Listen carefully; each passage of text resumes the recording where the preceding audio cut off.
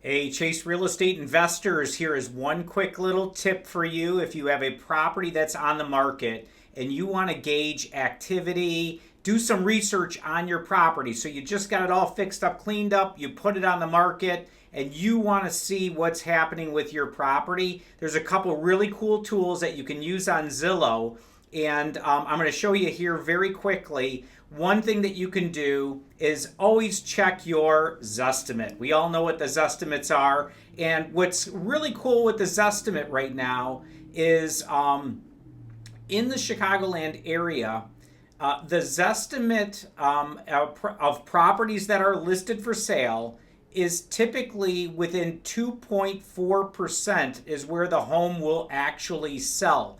So these estimates are becoming very, very accurate, and specifically in the Chicagoland market, it's at 2.4% accuracy. It's going to be within 2.4%.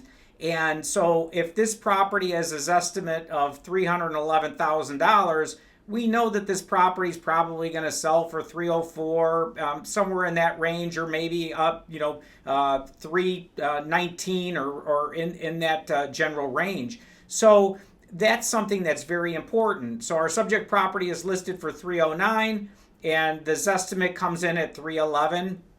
So we know that we're priced likely in the right zone. Now there's another thing that you can look at. As we scroll down, this is something that's really nice to see, is there is where it says 2 days on Zillow. There were 386 views. There were 35 saves. And sometimes if your property is like very likely to sell, they'll put in here a likely to sell faster than 93% nearby. If it's less than, I think, 90%, this will just end up being blank. So if it's like 85%, it would not, this whole little section here will not be displayed. But what's nice is you can see, and you can compare it to other listings in the area. Hey, in 2 days, I had 386 views. I've had 35 people save it. Now, what does a save here mean? And that's a big thing, is the save is essentially something where the consumer is sitting on their couch at home, and they're looking at Zillow and looking at properties and want to buy a house. And they go to it, they scroll, and they go, hey, I like this one, or let's save it. So what they're going to end up doing is going back to Zillow maybe a week later and looking at their saved listings.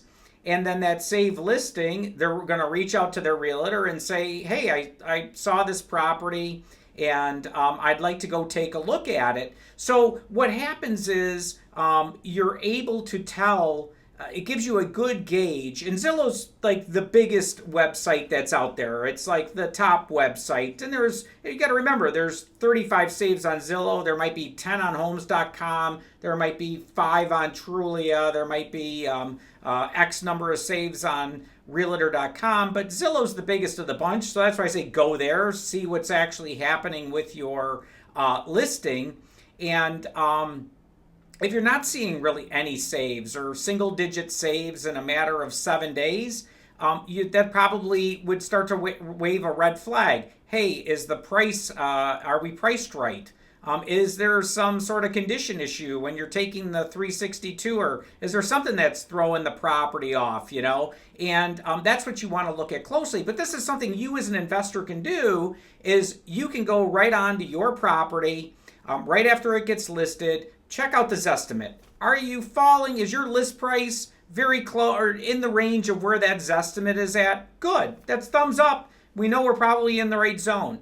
Then let's look at the days on market. Let's look at the number of views that we've had. And then let's look at the number of saves. If in 7 days we've got over 10 saves on our property, that's what I consider kind of a good thing. I've been watching this over the last year, and it's a really cool tool. And what I like about it most is that it's something that you as an investor can see. It's not something that's hidden away like a realtor, like us, have only access to. I want you to have access to this data, and Zillow is providing that. So I don't want to just offer lip service of, yeah, we've got good activity and all that type of stuff.